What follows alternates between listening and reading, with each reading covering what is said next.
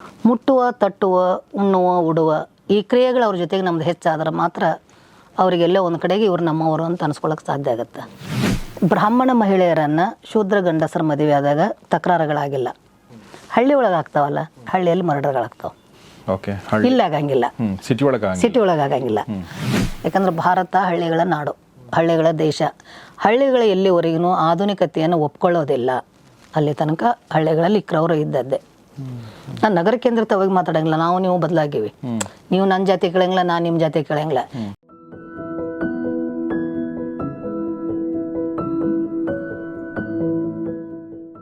ಈ ಪಠ್ಯ ಅಂತ ಬಂದಿರೋದ್ರಿಂದ ನನಗೆ ಯಾವಾಗಲೂ ಕಾಡುವಂಥ ಪ್ರಶ್ನೆ ಕೇಳ್ತೀನಿ ನಿಮಗೆ.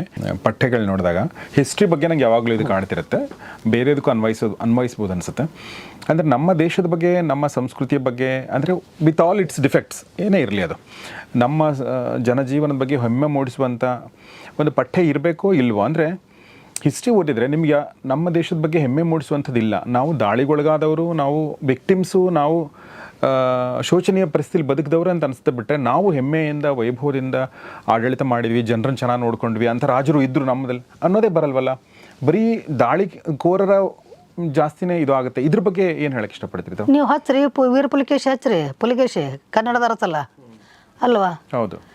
ನಮ್ಮಲ್ಲಿ ಬೇಕಾದಷ್ಟು ಜನರು ಅರಸರು ಆಗಿ ಹೋಗ್ಯಾರಲ್ಲ, ಅವ್ರ ಬಗ್ಗೆ ನೀವು ಓದಿಸ್ರಿ ಹಿಸ್ಟ್ರಿ. ಅಂದ್ರೆ ನೀವು ಹಿಸ್ಟ್ರಿ ಅಂದರೆ ಈ ಮೊಘಲರು, ಡಚ್ಚರು ಇವರೆಲ್ಲ ದಾಳಿ ಮಾಡಿದ್ದನ್ನೇ ಯಾಕೆ ಹಿಸ್ಟ್ರಿ ಅಂತ ಇದು ಮಾಡ್ಕೊತೀರಿ?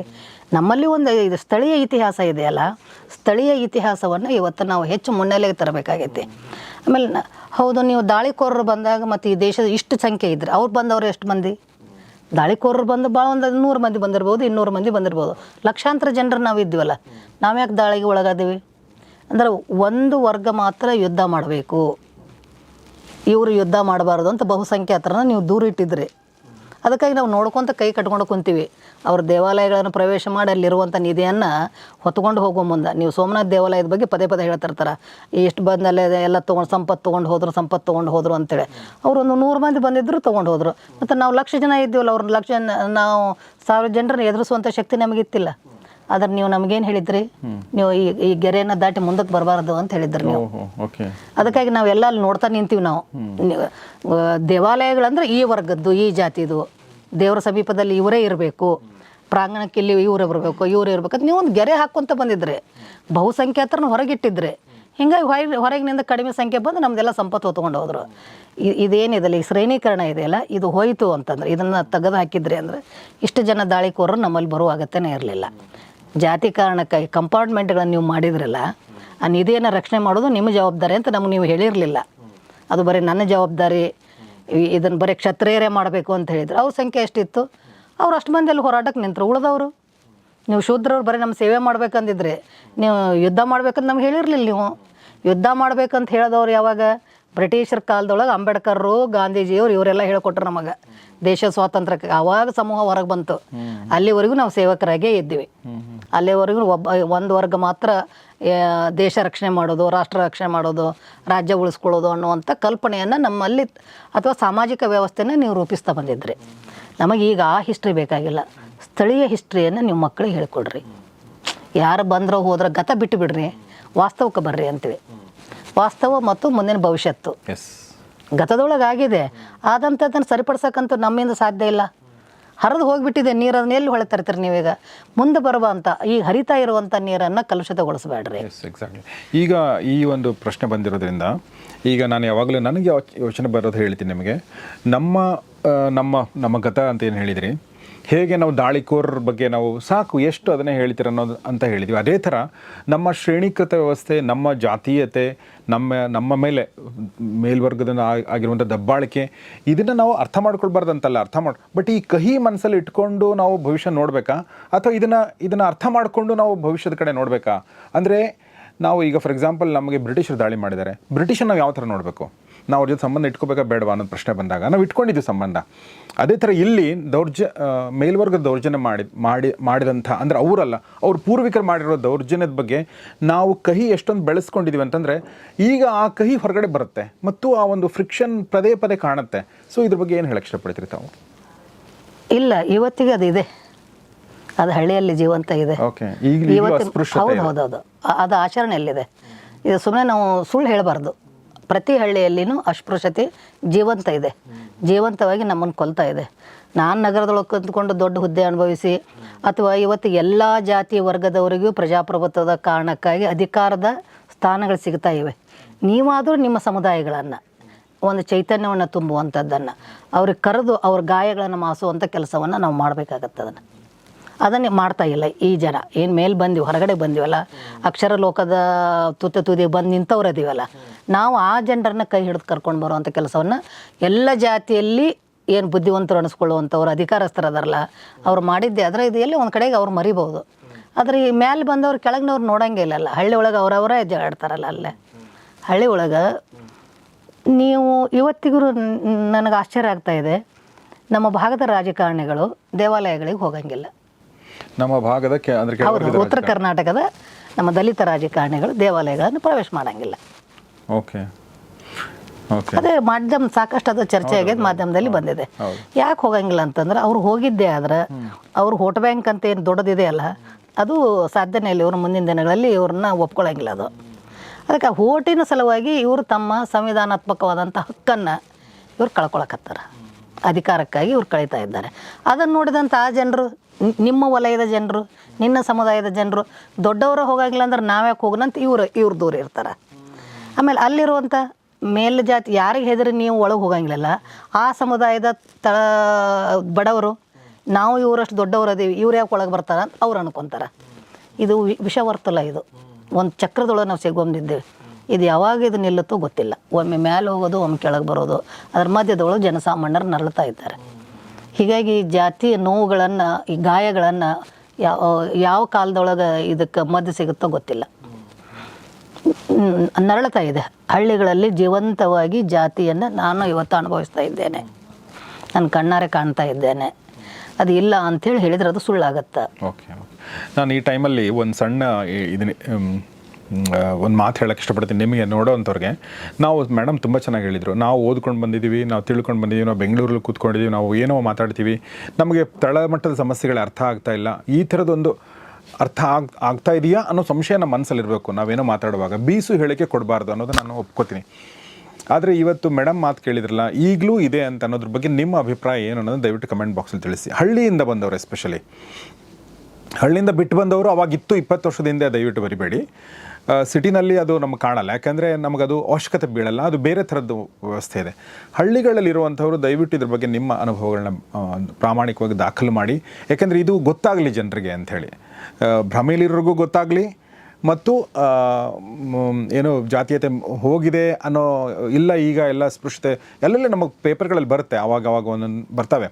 ಬಟ್ ಅಂದರೆ ಸಾರಾಸಾಗಟಾಗಿ ಎಲ್ಲ ಹಳ್ಳಿಗಳಲ್ಲೂ, ಅಂದರೆ ಬಹುತೇಕ ಹಳ್ಳಿಗಳಲ್ಲಿ ಇದೆ ಅನ್ನೋದು ಇದೆಯಲ್ಲ, ಸ್ವಲ್ಪ ಆಶ್ಚರ್ಯ ಮೂಡಿಸುತ್ತೆ, ಆಘಾತಕಾರಿ ಆಗುತ್ತೆ. ಹೀಗಾಗಿ ಈ ಮಾತನ್ನು ಹೇಳ್ತಾ ಇದ್ದೀನಿ. ತಾವೇನಾದರೂ ಹೇಳಕ್ಕೆ ಇಷ್ಟಪಡ್ತೀರಾ? ಇಲ್ಲ, ಇದು ಆ ಸಮಸ್ಯೆಗೆ ಉತ್ತರಗಳನ್ನು ಬಹುಶಃ ಒಂದು ಕಾಲಕ್ಕೆ ಮಾರ್ಕ್ಸ್ವಾದ ಓದುವಂಥ ಸಂದರ್ಭದೊಳಗೆ ಏನೇನೋ ಮಾತಾಡ್ತಾ ಇದ್ದು ನಂಬಿಕೆಗಳನ್ನ ಇಟ್ಕೊಂಡಿದ್ವಿ. ಅದು ಇಲ್ಲಿ ನಮ್ಮ ಇದಕ್ಕೆ ಅಪ್ಲೈ ಮಾಡ್ಕೊಳ್ಳೋಕೆ ಸಾಧ್ಯ ಆಗಲಿಲ್ಲ, ಬದಲಾವಣೆ ತರಲಿಕ್ಕೆ ಸಾಧ್ಯ ಆಗಲಿಲ್ಲ. ಇವತ್ತು ವಿದ್ಯಾವಂತ ಎಲ್ಲ ಸಮುದಾಯದ ವ್ಯಕ್ತಿಗಳು, ಯಾವ ಜಾತಿಯ ನೋವಿಗೆ ಒಳಗಾದಂಥ ಸಮುದಾಯಗಳದಾವಲ್ಲ, ಅವ್ರ ಜೊತೆಗೆ ನಾವು ಸ್ನೇಹನ, ಹೊಕ್ಕು ಬಳಕೆಯನ್ನು ಇಟ್ಕೋಬೇಕು. ಮುಟ್ಟುವ, ತಟ್ಟುವ, ಉಣ್ಣುವ, ಉಡುವ ಈ ಕ್ರಿಯೆಗಳು ಅವ್ರ ಜೊತೆಗೆ ನಮ್ದು ಹೆಚ್ಚಾದ್ರೆ ಮಾತ್ರ ಅವರಿಗೆಲ್ಲ ಒಂದು ಕಡೆಗೆ ಇವ್ರು ನಮ್ಮವರು ಅಂತ ಅನ್ಸ್ಕೊಳ್ಳೋಕೆ ಸಾಧ್ಯ ಆಗುತ್ತೆ. ನೀವು ಮುಟ್ಟಲಾರದೆ ಸ್ಪರ್ಶ ಅನ್ನುವಂಥದ್ದು ಇದೆ ಅಲ್ಲ, ಭಾಳ ದೊಡ್ಡ ದಿವ್ಯ ಶಕ್ತಿ ರೀ ಅದು. ಆ ಸ್ಪರ್ಶನೇ ಇಲ್ಲ ನಮ್ಮ ಜನರಿಗೆ, ಅವ್ರನ್ನ ನಾವು ಮುಟ್ಟಕ್ಕೆ ರೆಡಿ ಇಲ್ಲ. ಮತ್ತು ಅದನ್ನು ಕಳ್ಕೊಂಡ್ಮೇಲೆ ನೀವು ಹೆಂಗೆ ಅವ್ರನ್ನ ಸಮಾನವಾಗಿ ಇದು ಇರ್ಬೋದು, ಮೀಸಲಾತಿ ಇರ್ಬೋದು, ಅದಕ್ಕೆ ಹೊರಗೆ ಕಾಣಿಸುತ್ತದೆ ಅವಕಾಶ ಅದಾವ ಅಂತೇಳಿ. ಆದರೆ ಒಳಗೆ ಇದೆಯಲ್ಲ ಈ ನೋವು, ಈ ಕೆಂಡ ಇದೆಯಲ್ಲ, ಎಲ್ಲಿವರೆಗೆ ಈ ಕೆಂಡವನ್ನು ನೀವು ಆರಿಸೋದಿಲ್ಲ ಅಲ್ಲಿ ತನಕ ಈ ನೋವುಗಳು ಹೀಗೆ ಮುಂದುವರಿತಾವೆ. ಅದಕ್ಕೆ ನಾವು ಮುಟ್ಟುವ, ಉಣ್ಣುವ, ಉಡುವ ಕ್ರಿಯೆಗೆ ಒಳಗಾಗಬೇಕು. ಅಂತರ್ಜಾತೀಯ ಮದುವೆಯ ಮೂಲಕ ಜಾತಿ ನಿರ್ಮೂಲನೆ ಆಗುತ್ತೆ ಅನ್ನುವಂಥದ್ದಿತ್ತು. ಹೊಸ ಜಾತಿ ಹುಟ್ಕೊಂತದ ಅಲ್ಲೇ. ಯಾವ ಬಲಿಷ್ಠ ಜಾತಿಯವರು ಹೆಣ್ಣಾಗಿದ್ರೆ ಹೆಣ್ಣಿನ ಜಾತಿ ಗಂಡು ಮಾರ್ಪಾಡಾಗ್ತಾನೆ, ಹೆಣ್ಣಿನ ಸಂಸ್ಕೃತಿಗೆ. ಗಂಡಾಗಿದ್ರೆ ಗಂಡಿನ ಜಾತಿಗೆ ಹೆಣ್ಣು ಹೊಂದ್ಕೊತಾಳೆ. ಅಲ್ಲಿ ಇನ್ನೊಂದು ಬರುತ್ತೆ ಹೊರತಾಗಿ ಜಾತಿ ಹೋಗಂಗಿಲ್ಲ ಅಲ್ಲೇ. ಇಲ್ಲ ಇದು ನಾನು ಕಂಪ್ಲೀಟ್ ಒಪ್ಪಲ್ಲ. ಯಾಕೆ ನಾನು ಅಂತರ್ಜಾತಿ ವಿವಾಹ ಆಗಿದ್ದೀನಿ ಮತ್ತು ಭಾಳ ಜನ ನೋಡಿದ್ದೀನಿ. ಅವ್ರವ್ರು ಮಾಡ್ಕೋತಾರೆ. ಆಮೇಲೆ ಅಂತರ್ಜಾತಿ ವಿವಾಹ ಆಗುವಂಥ ಒಂದು ಮನಸ್ಥಿತಿ ಹೇಗಿರುತ್ತೆ ಅಂದರೆ, ನನ್ನ ಜಾತಿ ಅಂದರೆ ನೀವು ಮುಂಚೆ ಹೇಳಿದ್ರಲ್ಲ, ನಾನು ಈ ಜಾತಿಲಿ ಹುಟ್ಟಬೇಕಂತ ಹುಟ್ಟಿಲ್ಲ ಅನ್ನೋ ಮನಸ್ಥಿತಿ ಇರೋರಷ್ಟೇ ಅಂತರ್ಜಾತಿ ವಿವಾಹಕ್ಕೆ ಸಾಧ್ಯ. ಇಲ್ಲಾಂದ್ರೆ ಅವ್ನಿಗೆ ನನ್ನ ಜಾತಿ ಶ್ರೇಷ್ಠ ಅಂದಾಗ ಅವ್ನು ನನ್ನ ಜಾತಿದೇ, ತನ್ನ ಜಾತಿದೇ ಹೆಣ್ಣು ಅಥವಾ ಗಂಡು ಬೇಕು ಅಂತ ಅನ್ಕೋತಾನೆ. ಅದು ಶ್ರೇಷ್ಠನೂ ಅಲ್ಲ ಕನಿಷ್ಠನೂ ಅಲ್ಲ, ಅದೊಂದು ಜಾತಿ. ಆ ಜಾತಿಲಿ ನಾನು ಹುಟ್ಟಿದ್ದೀನಿ ಅನ್ನೋದಿದ್ದಾಗ ಮಾತ್ರ ಇದು ಸಾಧ್ಯ ಆಗುತ್ತೆ ಅನ್ಸುತ್ತೆ. ಈಗ ನನಗೂ ಮಗ ಇದ್ದಾನೆ, ನಾವು ಅವ್ನು ಯಾವ ಜಾತಿ ಅಂತ ಏನು ಹೇಳೋ ಅವಶ್ಯಕತೆನೇ ಇಲ್ಲ. ಸೊ ಅದ್ರ ಮೀರಿ ಅದನ್ನು ಬೆಳೆಸುವಂಥ ಪ್ರಯತ್ನವನ್ನು ನಾವು ಮಾಡ್ತಾ ಇದ್ದೀವಿ. ಇಲ್ಲ, ನೀವು ಅಂತರ್ಜಾತಿ ಮದುವೆ ಆಗಿದ್ರ ಬಗ್ಗೆ ನಂಗೆ ಭಾಳ ಖುಷಿ ಅನಿಸ್ತು. Thank you. ಹಿಂಗೆ ಎಲ್ಲರೂ ಆಗಲಿ, ಜಾತಿ ಇಲ್ಲದ ಹಾಗೆ ಮಕ್ಕಳು ಬೆಳೀಲಿ, ಇದು ಸಾರ್ವತ್ರಿಕ ಸತ್ಯಗಳಾಗಲಿ ಅಂತೇಳಿ. ಕರೆಕ್ಟ್. ಇದು ಅಪವಾದ ನಿಮ್ಮದು. ಆದರೆ ಬಹಳ ಜನ ಅಪವಾದಗಳಿದ್ದಾರೆ. ಹೌದೌದು, ಬಹಳ ಜನ ಇದ್ದಾರೆ. ಅವ್ರ ಮುನ್ನೆಲೆಗೆ ಬರಬೇಕು, ಅವ್ರ ಬಗ್ಗೆ ನಾವು ಪದೇ ಪದೇ ಮಾತಾಡಬೇಕು, ಅವ್ರನ್ನ ಆದರ್ಶವಾಗಿ ಇಟ್ಕೋಬೇಕು, ಅವ್ರನ್ನ ತೋರಿಸ್ಬೇಕು. ಅದರ ನಮ್ಮ ಮರ್ಯಾದೆ ಹತ್ಯೆಗಳು, ಮರ್ಯಾದೆಗೆಡೆ ಹತ್ಯೆಗಳನ್ನು ನೋಡಿದ್ವಿ. ಗದಗಿನಲ್ಲಿ ಇತ್ತೀಚೆಗೆ ಒಂದು 6 ತಿಂಗಳ ಹಿಂದೆ ಒಂದು ಹತ್ಯೆ ನೋಡಿದರೆ, ಲಂಬಾಣಿಗಳು ದಲಿತರು ಭಾಳ ದೊಡ್ಡ ಅಂತರ ಇರುವಂಥ ವರ್ಗನ. ಲಂಬಾಣಿ ಪರಿಶಿಷ್ಟ ವರ್ಗ, ಪರಿಶಿಷ್ಟ ಜಾತಿ ಅಷ್ಟೇ. ಮದುವೆಯಾಗಿ 5 ವರ್ಷದ ನಂತರ 2 ಮಕ್ಕಳಾದ ಮೇಲೆ ಊರಿಗೆ ಕರೆಸ್ಕೊಂಡು ಅವರಿಬ್ಬರನ್ನು ಮರ್ಡರ್ ಮಾಡಿದಾರಲ್ಲ. ಯಾರು ಮಾಡಿದ್ದು? ಗಂಡಿನ ಕಡೆ? ಇಲ್ಲ, ಹೆಣ್ಣಿನ ಕಡೆಯಲ್ಲಿ ಅವ್ರು ಮಾಡಿದ್ದು. ಅಂದ್ರೆ ಲಂಬಾಣಿಯವರ? ಹೌದು. ಓಕೆ. ಇದು ಏನು ಹೇಳುತ್ತೆ ಇದು? ಈ ಕ್ರೌರ್ಯ ಇದೆಯಲ್ಲ, ಇದು ಯಾರು ತುಂಬ್ಯಾರೋ ಗೊತ್ತಿಲ್ಲಪ್ಪ. 2 ಮಕ್ಕಳು ಅವು ಪಾಪ ಅವರಷ್ಟಿಗೆ ಅವ್ರು ಬದುಕಕ್ಕೆ ಎಲ್ಲೋ ಬಂದಿದ್ರು. ಅವ್ರನ್ನ ನಂಬಿಸಿ ಜಾತ್ರೆ ಹೆಸರು ಊರಿಗೆ ಕರ್ಕೊಂಡು ಬಂದು ನಿದ್ದೆಗಳಿಗೆ ಹಾಕಿ ಮಲ್ಕೊಂಡಾಗ ಅವ್ರು ಮರ್ಡರ್ ಮಾಡೋದಿದೆಯಲ್ಲ, ಜಾತಿ ಕಾರಣಕ್ಕಾಗಿಯೇ. ಎಷ್ಟು ನಮ್ಮ ಹಳ್ಳಿ ಒಳಗೆ ಜಾತಿಯ ಇದು ತುಂಬಿದೆ ಅಂದ್ರೆ, ಈ ಭಾಳ ಮರ್ಯಾದೆ, ನಮ್ಮ ಮನೆ ಮರ್ಯಾದೆ ಭಾಳ ಆದ್ರೆ ಏನಾಗುತ್ತೆ, ಒಂದು 10 ವರ್ಷ ಜೈಲ್ನಾಗ ಇರ್ತೀವಿ. ಅಲ್ಲ, ಇದು ಸಹಜವಾಗಿ ಎಲ್ಲರಲ್ಲಿ ಬಂದಿದೆ. ಇದು ಎಲ್ಲರಲ್ಲಿ ಇದೆ. ಆ ಕಾರಣಕ್ಕಾಗಿ ಮರ್ಯಾದೆಗೆಡೆ ಹತ್ಯೆಗಳು ಹೆಚ್ಚಾಗ್ತಾ ಇದೆ. ನಮ್ಮ ಕಾನೂನುಗಳು ಇನ್ನೂ ಬಲಗೊಳ್ಳಬೇಕು. ಮೇಡಮ್, ಒಂದು ಭಾಳ ಇಂಪಾರ್ಟೆಂಟ್ ಅಂತ ನಾನು ಅನ್ಕೋತಾ ಇದ್ದೇನೆ. ಆ ಥರ ಪ್ರಶ್ನೆ ಬಂತು. ಈಗ ಜಾತಿ ಅಂದರೆ ಮೇಲು ಕೀಳು ಅಂತ ನಾವು ಅನ್ಕೋತೀವಿ. ಪುರೋಹಿತಶಾಹಿ ವರ್ಗ ಮತ್ತು ದೌರ್ಜನ್ಯಕ್ಕೆ ಒಳಗಾದ ವರ್ಗದಲ್ಲಿಯೇ ಇಲ್ಲ, ಅದ್ರ ಮಧ್ಯೆನೇ ಈ ಥರದೊಂದು ಸ್ಕಿಸಮ್, ಈ ಥರ ಒಂದು ಭೇದ ಇದೆಯಲ್ಲ, ಇದು ಕಾರಣ? ಇದು ಅಂದರೆ ನಾನು ಕೀಳು ನೀ ಮೇಲು ಅಂತ ಬರಲಿಕ್ಕಿಲ್ಲ ಇಲ್ಲಿ.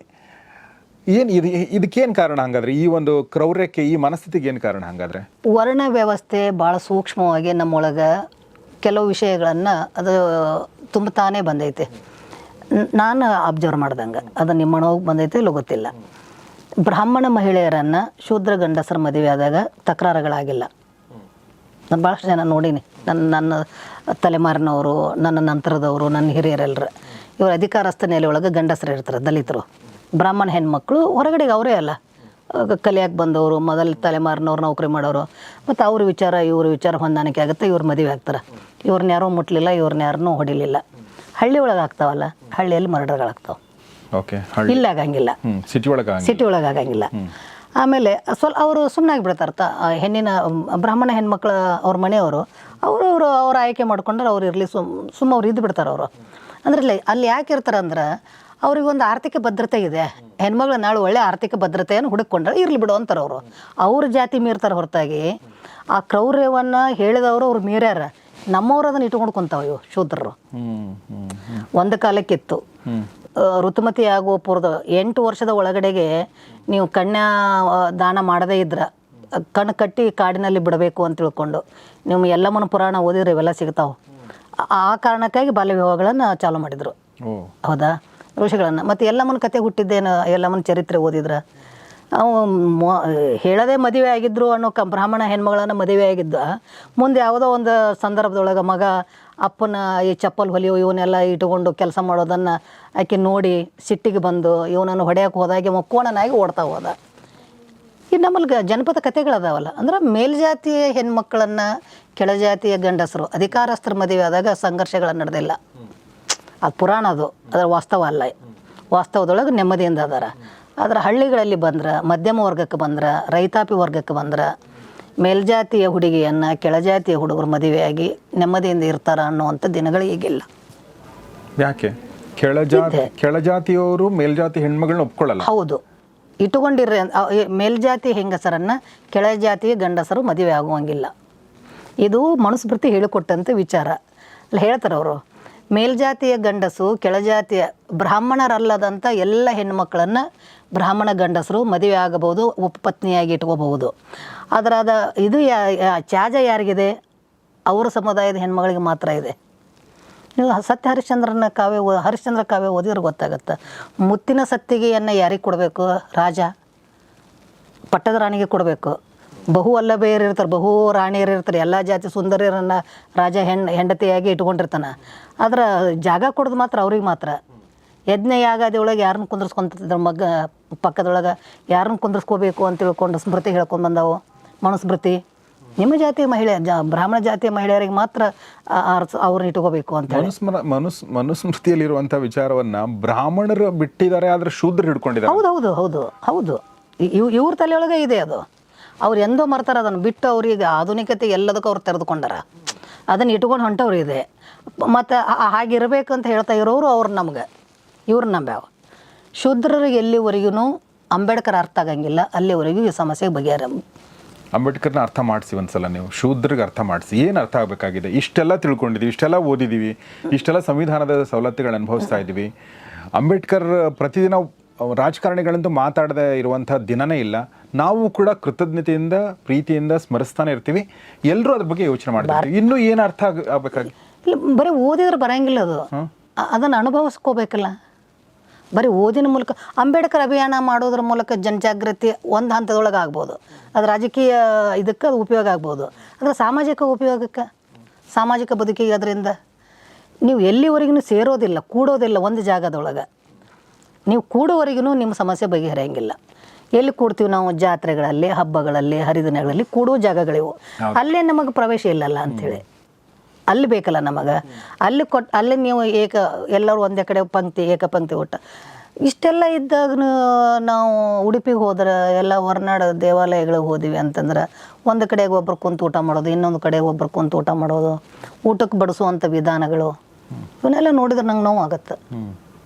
ಮತ್ತು ನೀವು ಹೆಂಗೆ ಈ ದೇಶದೊಳಗೆ ಜಾತಿ ಇಲ್ಲ ಅಂತ ಹೇಳ್ತಾರೆ? ಅಂಬೇಡ್ಕರ್ನ ಈ ಓದೋದ್ರೆ ಅರ್ಥ ಆಗೋದಿಲ್ಲ, ಓದಿಸಿದ್ರೆ ಅರ್ಥ ಆಗೋದಿಲ್ಲ. ಅಪಮಾನಗಳಿಗೆ ಒಳಗಾದ ಕಾರಣಕ್ಕಾಗಿ ಅಂಬೇಡ್ಕರ್ ರೂಪುಗೊಳ್ಳಲಿಕ್ಕೆ ಸಾಧ್ಯ ಆಯಿತು. ಕೆರೆ ಮುಟ್ಟುವುದು ಅಂಬೇಡ್ಕರಿಗೆ ಅದು ಭಾಳ ದೊಡ್ಡ ಕೆಲಸ ಅಲ್ಲ. ಆದ್ರೆ ಜನರಿಗೆ ಧೈರ್ಯ ಕೊಡಬೇಕಾಗಿತ್ತು.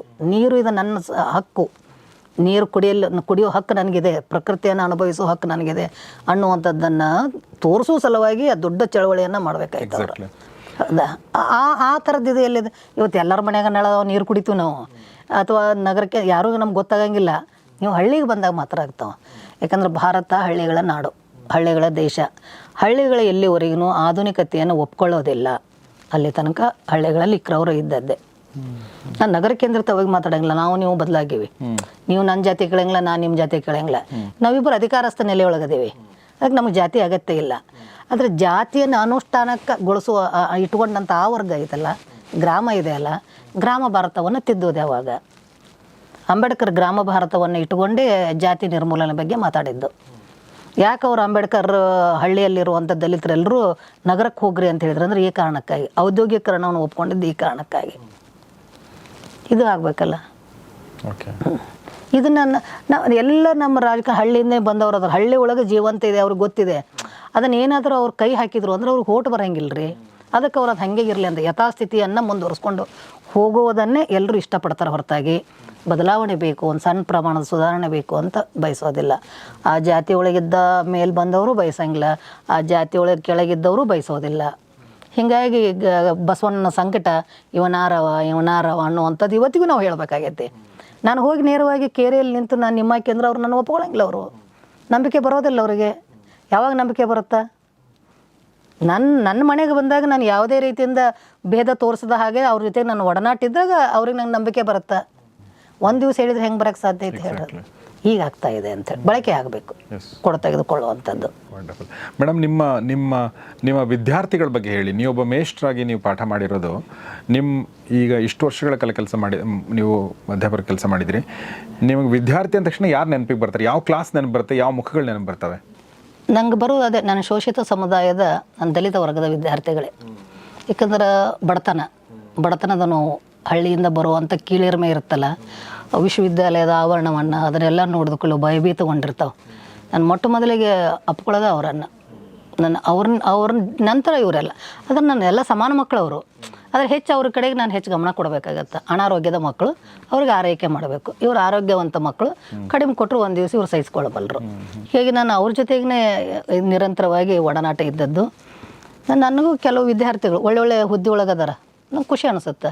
ಅವರು ಈ ವಿಚಾರಧಾರೆಯನ್ನು ಇಟ್ಕೊಂಡು ಇವತ್ತು ನಾವು ಹಂಪಿ ವಿಶ್ವವಿದ್ಯಾಲಯಕ್ಕೆ ಬಂದೀವಿ ಅಂತಂದ್ರೆ ಡಾಕ್ಟರ್ ವೆಂಕಟಗಿರಿ ದಳವಾಯಿ ಅಂಥೇಳಿ, ಮತ್ತು ಗುಲ್ಬರ್ಗದೊಳಗೆ ಡಾಕ್ಟರ್ ಲಕ್ಷ್ಮಣ್ ಕೌಂಟೆ ಅಂತೇಳಿ ಅದ್ಭುತ ಬರಹಗಾರ. ಭೈರಪ್ಪ ಅವರ ಪರ್ವಕ್ಕೆ ಅಣಪರ್ವ ಅಂಥೇಳಿ ಒಂದು ಬೃಹತ್ ಕಾದಂಬರಿಯನ್ನು ಬರೆದ, ಆದರೆ ಯಾರೂ ಗುರುತಿಸ್ಲಿಲ್ಲ. ಇದು ದುರಂತ. ಇದು ಅಂಥ ಬರಹಗಾರರು ಅದಾರ. ಅವ್ರನ್ನ ಲೋಕಲ್ದವರು ಸ್ಥಳೀಯರು ಅವರನ್ನು ವಿರೋಧ ಮಾಡ್ತಾರೆ, ಅವ್ರಿಗೆ ಇದನ್ನು ಕೊಡೋದಿಲ್ಲ. ನಮ್ಮ ಮೀಡಿಯಾಗಳು ಮಾಧ್ಯಮಗಳು ಅವ್ರನ್ನ ಗುರುತಿಸೋದಿಲ್ಲ, ವಿಮರ್ಶಕರಂತೂ ಮೊದಲೇ ಗುರುತಿಸೋದಿಲ್ಲ. ಅದಕ್ಕೆ ಅದು ನಮ್ಮ ಸಾಹಿತ್ಯ ಸಾಂಸ್ಕೃತಿಕ ರಾಜಕಾರಣ ಅನ್ನುವಂಥದ್ದು ಒಂದಿದೆ. ರಾಜಕಾರಣ ಬರೀ ವೃತ್ತಿ ರಾಜಕಾರಣ ಅಲ್ಲ, ಸಾಹಿತ್ಯಿಕ ರಾಜಕಾರಣವೂ ಒಂದೈತಿ. ಇಲ್ಲಿ ಬಣಗಳದಾವೆ, ಇಲ್ಲಿ ಗುಂಪುಗಳದಾವೆ. ನನ್ನ ಜೊತೆಗಿರುವಂಥವ್ರು ನನ್ನ ಗುಂಪು ಅಂತಾರೆ, ಅವ್ರ ಜೊತೆಗಿರೋರಂತ ಅವ್ರ ಗುಂಪು. ಅವ್ರನ್ನ ಬೆಳೀಲಿಕ್ಕೆ ಇವ್ರು ಬಿಡೋಂಗಿಲ್ಲ, ಇವ್ರನ್ನ ಬೆಳೀಲಿಕ್ಕೆ ಅವ್ರು ಬಿಡೋಂಗಿಲ್ಲ. ಈ ಇದೆಯಲ್ಲ ಸಾಂಸ್ಕೃತಿಕ ರಾಜಕಾರಣದ ಮಧ್ಯದೊಳಗೆ ಗ್ರಾಮೀಣ ಪ್ರತಿಭೆಗಳು ಮುರುಟಿ ಹೋಗ್ತಾ ಇವೆ. ನಾನು ತುಂಬ ಕಡೆ ಸ್ಕೂಲ್ಗಳಿಗೆ ಹೋದಾಗ ಗೆಸ್ಟಾಗಿ ಕರೆದಾಗ ನಾನು ಫಸ್ಟು ಹೇಳೋದಿದ್ದೇನೆ, ಅಂದರೆ ಮಕ್ಕಳ ಜೊತೆ ಮಾತಾಡೋಕ್ಕೆ ನಾನು ಜಾಸ್ತಿ ಹೋಗ್ತೀನಿ. ನಿಮ್ಮ ಜಾತಿಯ ಕಾರಣದಿಂದ, ನಿಮ್ಮ ಕಲರ್ ಕಾರಣದಿಂದ, ನಿಮ್ಮ ಆರ್ಥಿಕ ಪರಿಸ್ಥಿತಿ ಕಾರಣದಿಂದಾಗಿ, ನಿಮ್ಮ ಇಂಗ್ಲೀಷ್ ಬರಲಿನ ಕಾರಣದಿಂದಾಗಿ, ಈ ಯಾವುದೂ ಕಾರಣಗಳಿಂದಾಗಿ ನಿಮ್ಮ ಉದ್ಧಾರ ಆಗಲ್ಲ ಅಂತ ಅನ್ಕೋಬೇಡಿ. ಇವೆಲ್ಲ ನೆಪಗಳು ಅಂತ ಅಂದ್ಕೊಳ್ಳಿ. ಇದನ್ನು ಮೀರಿ ಅಂತ ನಾನು ಹೇಳ್ತೀನಿ ಅಲ್ವಾ. This is very very important. ಯಾಕಂದರೆ ಇವೆಲ್ಲವೂ ನಮ್ಮನ್ನು ಕಾಡಿದೆ, ಇದೆಲ್ಲವೂ ನಮ್ಮನ್ನೂ ಕಾಡಿದೆ. ಧಾರವಾಡಕ್ಕೆ ಫಸ್ಟ್ ಟೈಮ್ ಹೋದಾಗ ಇಂಗ್ಲೀಷ್ ಮೀಡಿಯಂ ಸ್ಟೂಡೆಂಟ್ಸ್ ನೋಡಿದಾಗ, ಇಂಗ್ಲೀಷ್ ತುಂಬ ಸುಲಲಿತವಾಗಿ ಮಾತಾಡೋದು ನೋಡಿದಾಗ, ಸೊ ಅದೆಲ್ಲ ಆಗಿದೆ. ಬಟ್ ನೀವು ಹೇಳಿದಾಗೆ ನಿಮ್ಮ ಟೀಚರ್ಸ್ ಅಂದರೆ ಯಾರು ನೆನ್ಪು ಬರ್ತಾರೆ? ನೀವು ಈಗ ಹೇಳಿರೋ ಟೀಚರ್ಸ್ಗಳನ್ನ ಬಿಟ್ಟು ಕಲಬುರ್ಗಿ ಅವ್ರು ಫಾರ್ ಎಕ್ಸಾಂಪಲ್ ಏನು ಪ್ರಭಾವ ಬೀರಿದ್ರು ನಿಮ್ಮ ಮೇಲೆ ಅವರು? ಇಲ್ಲ, ಅವರ ಓದುವ ನಿಷ್ಠೆ ಇತ್ತಲ್ಲ, ನಿರಂತರವಾಗಿ ಶೋಧ ಮಾಡೋದು. ಸಂಶೋಧನೆ ಅಂತಂದ್ರೆ ಅವರಿಂದನೇ ಅದು ನನ್ನ ಮೇಲೆ ಭಾಳ ಪ್ರಭಾವ ಆಯಿತು. ಕುಂತು ಓದಬೇಕು ಅನ್ನೋದು. ಅದು ನನ್ನ ಶಕ್ತಿ ಹರಿದು ಹಂಚೋಯ್ತು. ಚಳವಳಿಗಳು, ಹೋರಾಟಗಳು, ಓದು, ಕುಟುಂಬ ಒಂದೇ ಕಡೆ ಕೇಂದ್ರೀಕರಿಸ್ಕೊಳ್ಳಿಕ್ಕೆ ನನಗಾಗಲಿಲ್ಲ. ನಂಗೆ ಪದೇ ಪದೇ ಹೇಳ್ತಾ ಇದ್ರು ಕಲಬುರ್ಗಿ ಅವರು, ನೀನು ಕುಂತು ಬರೋದ್ರೆ ಅದ್ಭುತ ರೈಟರ್ ಆಗ್ತಿದ್ದಿ, ವಿಮರ್ಶಕ್ಕೆ ಆಗ್ತಿದ್ದಿ, ಸಂಶೋಧಕ್ಕೆ ಆಗ್ತಿ, ಅದನ್ನು ಬಿಡು ಹೋರಾಟ ಬಿಡು ಅಂತೇಳಿ. ಆದರೆ ನನ್ನ ಜೊತೆಗಿರುವಂಥ ವಿದ್ಯಾರ್ಥಿಗಳಿಗೆ ಅನ್ಯಾಯ ಆಗೋ ಮುಂದೆ ನಂಗೆ ಸುಮ್ಮನೆ ಆಗ್ತಾ ಇರಲಿಲ್ಲ. ನೀವು ಒಂದು ಪುಸ್ತಕ ಓದಬೇಕಾದ್ರೆ ಅದಕ್ಕೊಂದು ಧ್ಯಾನಸ್ಥ ಸ್ಥಿತಿ ಬೇಕು. ಪಾಠ ಮಾಡೋದು ಬೇರೆ, ಅದು ಅದ್ರ ಬಗ್ಗೆ ಬರಿಬೇಕು ಅಂತಂದ್ರೆ ನನಗೊಂದು 4-6 ಪುಸ್ತಕಗಳನ್ನು ಓದಬೇಕು, ಏನೇ ಬರಿಬೇಕಾದ್ರೂ. ಹೀಗಾಗಿ ನನ್ನ ಬರಹ ಕಡಿಮೆ ಯಾಕಾಯಿತು ಅಂದರೆ ಈ ಕಾರಣಕ್ಕಾಯ್ತು. ನಾನು ಬೀದಿ ಒಳಗೇ ಜಾಸ್ತಿ ಟೈಮ್ ಕಳೆದೆ. ನಂಗೆ ಗ್ರಂಥಾಲಯಗಳಿಗಿಂತಲೂ ಬೀದಿನೇ ನಂಗೆ ಪಾಠ ಕಲಿಸ್ತು, ಮತ್ತು ಅಲ್ಲೇ ನಾನು ಹೆಚ್ಚು ಪಾಠ ಮಾಡಿದೆ. ನಾನು ಮಲ್ಲಿಕಾ ಗಂಟಿ ಅವ್ರ ಜೊತೆಗೆ ಸುಮಾರು ಹೊತ್ತು ಮಾತಾಡಿದೆ.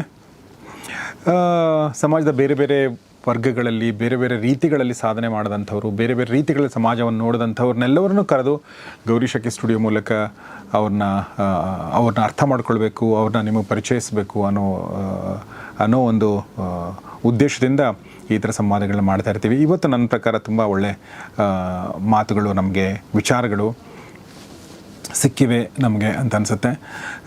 ಸೊ ನಿಮ್ಮೆಲ್ಲರ ಪರವಾಗಿ ನಾನು ಮಲ್ಲಿಕಾ ಘಂಟಿ ಅವರಿಗೆ ತುಂಬ ಧನ್ಯವಾದಗಳನ್ನ ಇಷ್ಟಪಡ್ತೀನಿ madam. Thank you very much. Thanks a lot. So ಹೀಗೆ ನಿಮ್ಮ ಹೋರಾಟ, ನಿಮ್ಮ ವಿಚಾರ ಹೀಗೆ ಮುಂದುವರಿಲಿ. ಸೊ ನಮ್ಮ ಜೊತೆ ಯಾವಾಗಲೂ ಇರಿ ಅಂತ ಕೇಳ್ಕೊಳ್ತೀನಿ. Thank you very much.